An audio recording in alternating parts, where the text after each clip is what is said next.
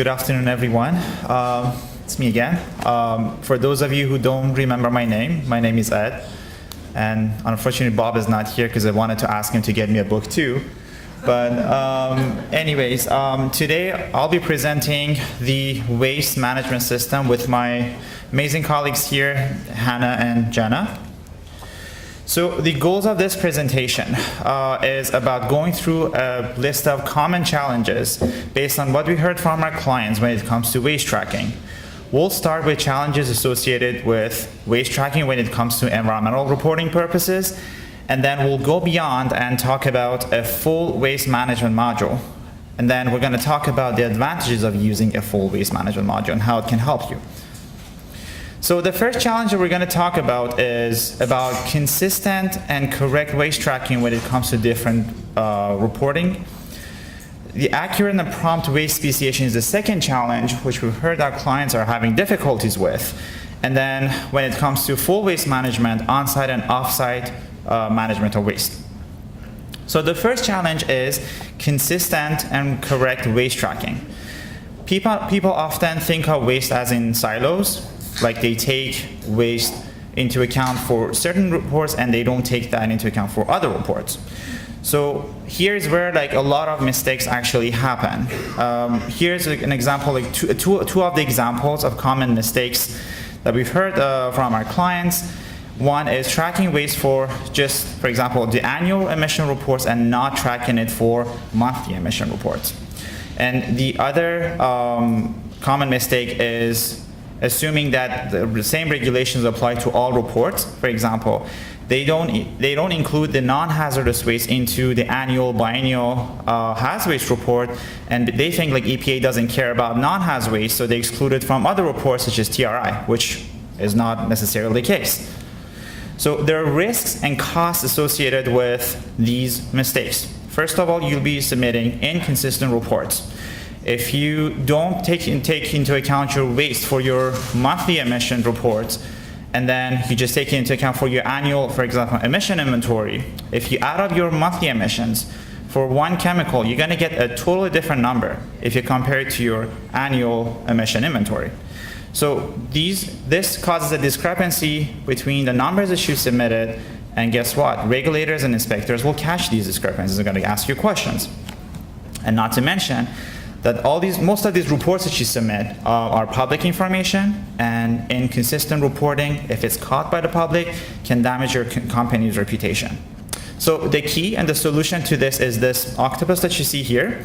It's actually all about tracking waste into one place and being able to track it correctly and include it in different reports.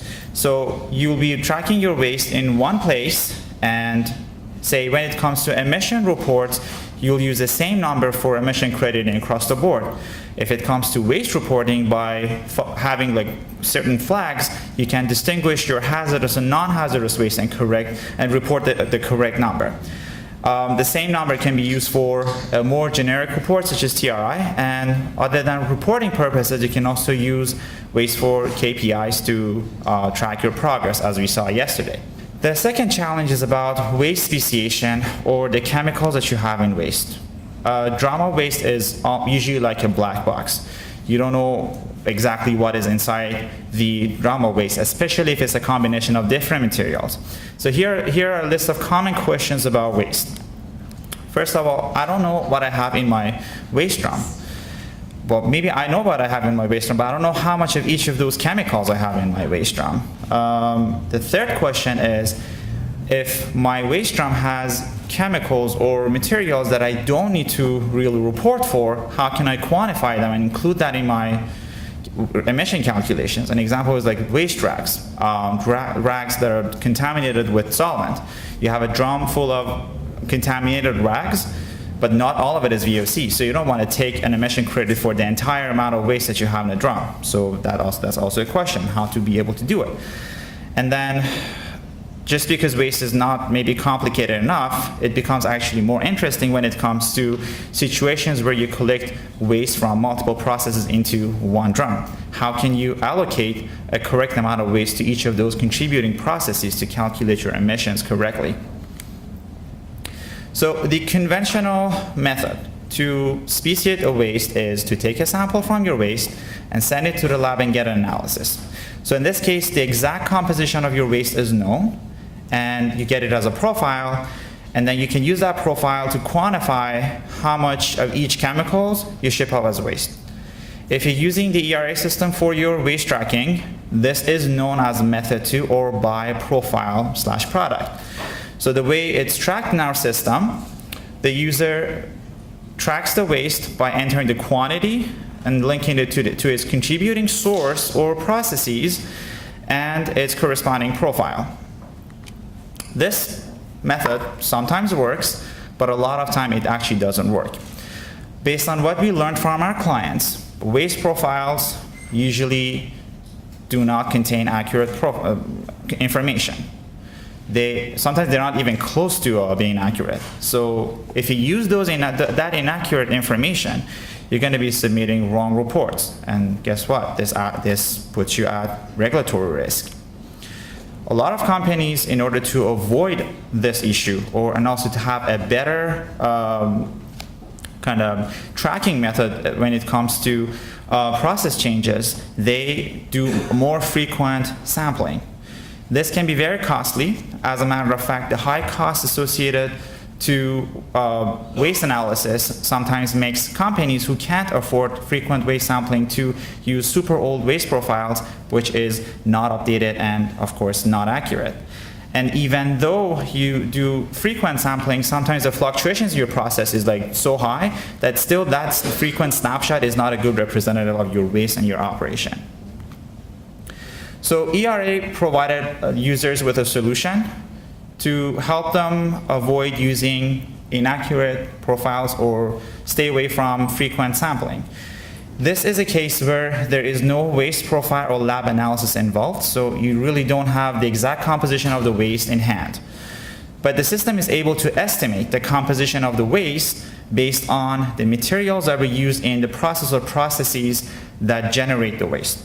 Again, if you're using ERA, most of you do, this is known as method 1, by which you just track the quantity of the waste and you link it to its contributing processes, and the system takes care of the calculations. So this helps you with a more updated calculation, and you don't have to sample frequently. And then, as I mentioned, another challenge when it comes to waste speciation is when waste is collected from multiple processes. So if it's from a single process, it's easy. You know where the waste is coming from, and you, based on the best approach that is available for you to do the chemical speciation, you either use the profile or you actually use the method 1, which I just described. But if the waste is from multiple processes, you first need to calculate how much each of those processes contribute to that total amount of waste that you collected, which can be pretty challenging. This is pretty important, especially when it comes to emission crediting. You need to know how much of your total waste goes to each of these sources, because you don't want to over-credit one source and just not giving any credit to another one. And especially if you have an emission cap per source, you want to make sure you're giving the right amount of credit to each contributing process. And if you're using method 1 to speciate your waste, you need to make sure your waste is allocated to each of those contributing processes correctly. So what we did at ERA was we tried to help our clients come up with a solution to automatically do this split for our clients when it comes to multiple processes contributing to waste. If you have a relatively stable process, you can actually use a fixed split. So every time you put a total amount of waste, it gets allocated to each of those contributing processes according to that defined percentage. This works fine as long as you follow the normal operation, but in certain cases you can't do it. Your process either fluctuates, or say, for example, you're collecting waste from 2 paint lines and then you shut down one of them for 2 months for maintenance. And then if you use the fixed split, and every time you add the waste into the system, it follows that percentage. So you have a source that is not operating, you don't have any usage in it, but you're allocating waste to it, which is wrong. So the second solution that we had for our clients was using a floating split. This is mainly based off of usage ratio. So if you have two processes, the system takes the amount and splits the waste based on the usage ratio of those two processes at a given time. And not to mention that this is a pretty maybe long conversation that we can have, which I'm not going to go through it, but you can actually fine-tune the calculations in a way that it actually matches your scenario by including parameters such as like percent solids, or say if you're using it for solvent recovery, you know the maximum amount of solvent that you recover, you can actually incorporate those information into your calculations. What I've talked about so far is what ERA has been doing for clients. To just wrap it up quickly, we've been helping clients with the waste speciation at the chemical level. We allow them to calculate the air emission credit that they need to get from the waste, and then any information that is needed for different reports such as TRI, annual and biannual hazardous waste and emissions. Air emissions are tracked in user-defined waste streams. And combining all of these, automatic generation of reports such as TRI, annual or biannual hazardous waste report, and other air emission reports. So tracking waste for environmental purposes is a really big piece, very important, but just not all of it. So from what we heard from our clients like Toyota, we realized that we're actually missing a big piece, which is complete waste management. We needed a tool to be able to track waste from cradle to grave, from its point of generation to the time that it's sent to the TSDF and is treated. So it starts with internal waste tracking. The first step, as you can see here, container request, and then follow up by tracking where the container is in your facility. And then once the waste leaves your facility, you still need to make sure you're tracking your manifest, and you can also track invoicing. And these are the parts that my colleagues Hannah and Jenna are going to cover. Maybe waste management seems to be easy, but actually there are like challenges and risks associated to it. Again, from the feedback that we had from our clients, like Toyota, requesting a container and receiving it can be a very timely process and requires a lot of sources, and Hannah's going to explain how it can be complicated.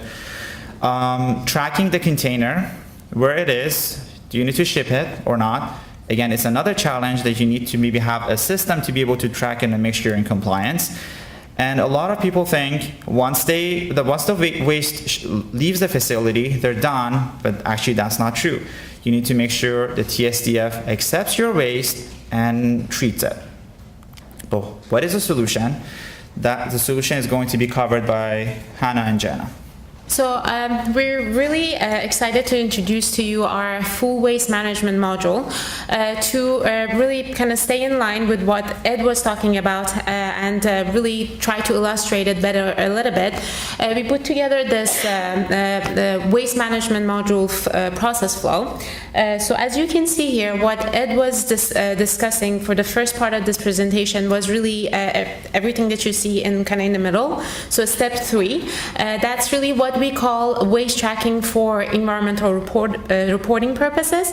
But what we decided to do was kind of expand the scope of this project to come up with the full waste management module to be able to really meet the needs of the clients. So as you can see here, anything from a waste container request, which we assume to be the first step, to all the way to the waste invoicing and tracking cost could be tracked and basically followed through this specific module. Now, I think it's worth mentioning that this module is built on the new platform that we've been talking about the whole day today, so the dynamic platform. And that's a helpful information to know, because we've been talking about all the capabilities that this new platform has to offer, such as sending out notifications, sending out reminders, which helps the user really track where their requests are, so they don't have to basically track things in an old-fashioned way. And also, this module is integrated with all our environmental module, as well as, of course, compliance and training module. So it also can pull the data that it's already been collected for environmental reporting purposes to pull KPIs and graphics for management and upper level basic review. So what I will be doing, I'll be going really briefly through each specific step, and I'm going to start with step 1, which is the waste container request.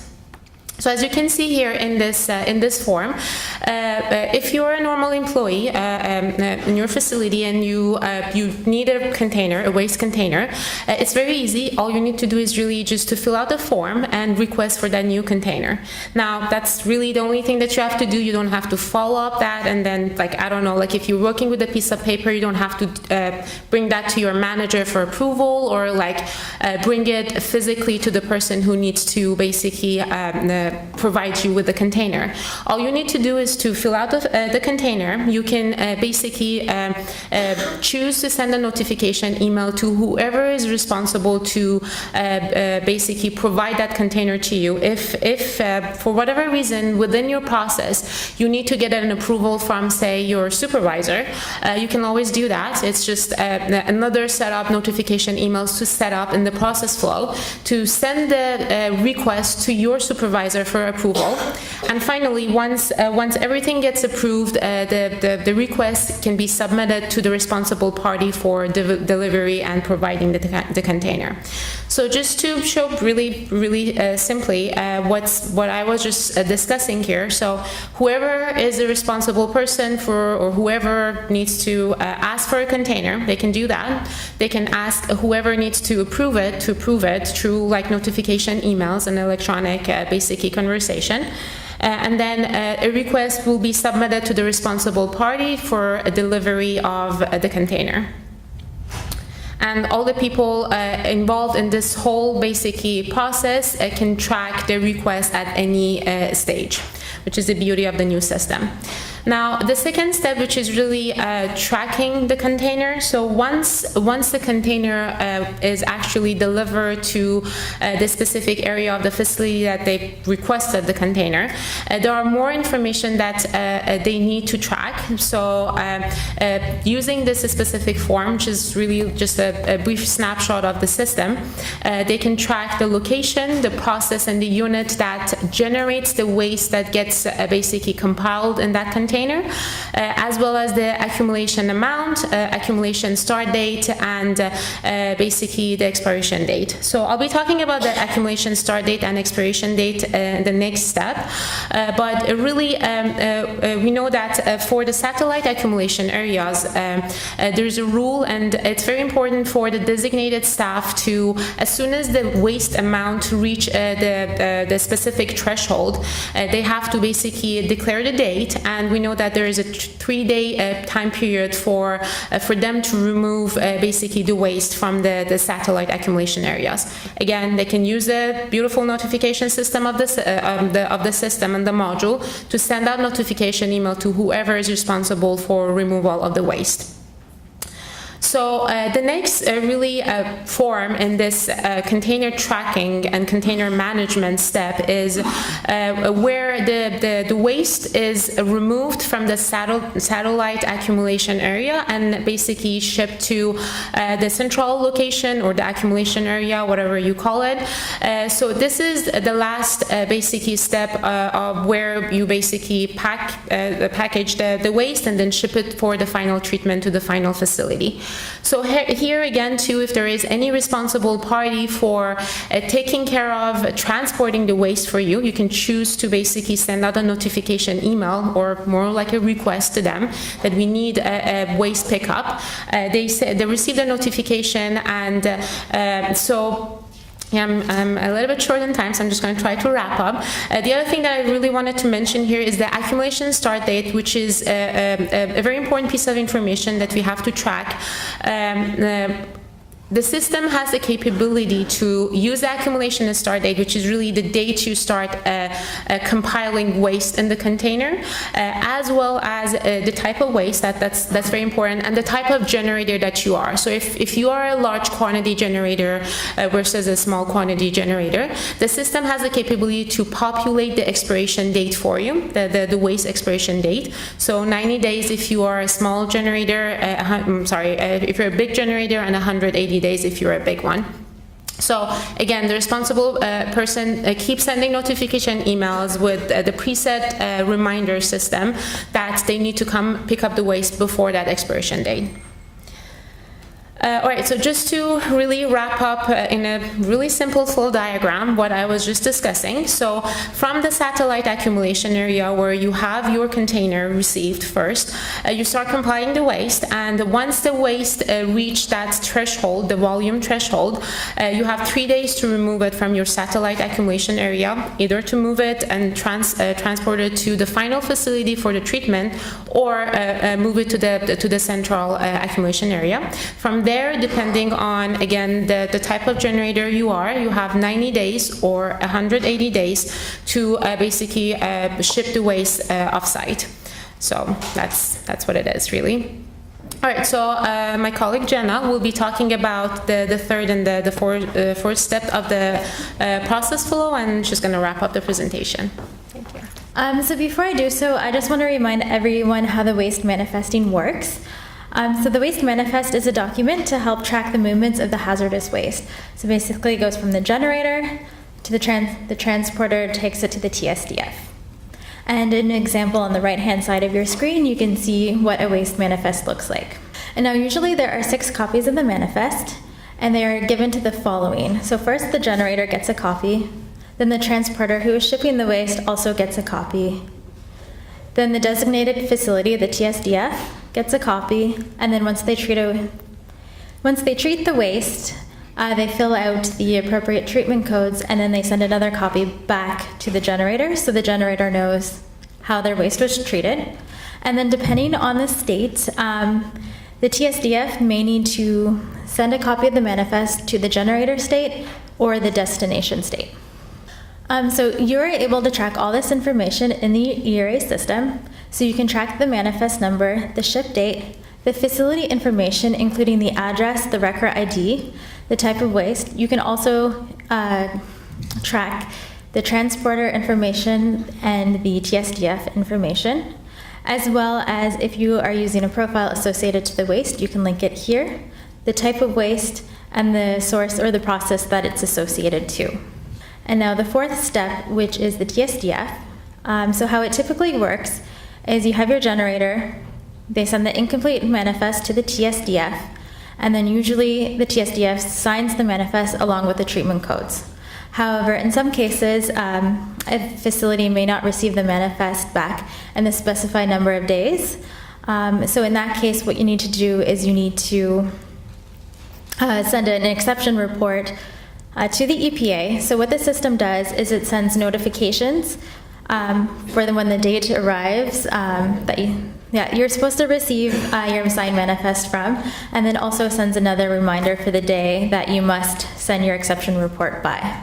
And I forgot to mention in the previous slide, as soon as you create your record information with the manifest when you're shipping off-site, it also sends notifications to the appropriate people. And then last part of the full waste management system is the waste invoicing. So the system allows you to track the number of containers shipped off-site, and the form will repeat for each container, and in that you can track the following information. So you can track the container type, the total quantity, the cost center in this case, or the process that it's from, how much is the disposal cost, the transportation cost, if there's any additional costs, along with the total. And in here, you can also add a comment. So for example, if you have additional surcharges in the comment box, you can write what those were so you can refer back to them at a later date. And so there's 2 types of surcharges that can occur. It can be fuel and extra treatment. And now what I'm going to do is I am going to go through a couple of scenarios where extra treatment may occur. So the first scenario here is kind of the perfect scenario. So you have your generator, You pay for the transportation to send it to the TSDF. Everything's perfect. The TSDF treats it. And then there's no additional surcharges because everything was perfectly fine with your waste. The second scenario could be you have your generator, you ship it off-site to the TSDF. After the analysis is done, it's realized that further treatment is needed, so then it has to send it to a secondary TSDF for that additional treatment. So now you have the extra transportation cost to send it to the secondary TSDF along with that extra treatment cost. And then the last scenario that I want to point out is you have a generator, you ship it off-site, and the TSDF rejects the waste. So for an example is you send hazardous waste to a landfill site, they reject it and send it back. So not only do you have the initial costs of the transportation, but you have the waste rejection fee along with the extra transportation to send it back. And this all can be tracked in the ERA system using the new dynamic form platform. So to summarize, with this full waste management module, you can track the waste by quantity by linking it to the contributing process for chemical speciation, so you don't need to use those waste profiles that may be inaccurate. And it tracks all the steps that you need to take for full waste management, so for the container request, until it reaches the TSDF that is treated. And it also sends the correct reminders for the responsible staff. And it also has the capability to track any costs associated with the waste handling. And then also just to reiterate the point that any information you track here, you can also use for your environmental reporting, so you only need to enter in your data in one spot. And then just to highlight some advantages of the full waste management system, you track your waste in one place. Again, reporting purposes for environmental. You can also use it for your sustainability and for your full waste management. With the ability to speciate your waste by usage, you can say goodbye to the expensive, potentially inaccurate waste profiles. It saves time, you can track your costs, and you would never miss or delay an exception report. So those are the reports that you have to send if you never received your signed manifest back from your TSDF. So thank you so much for listening, and do we have any questions?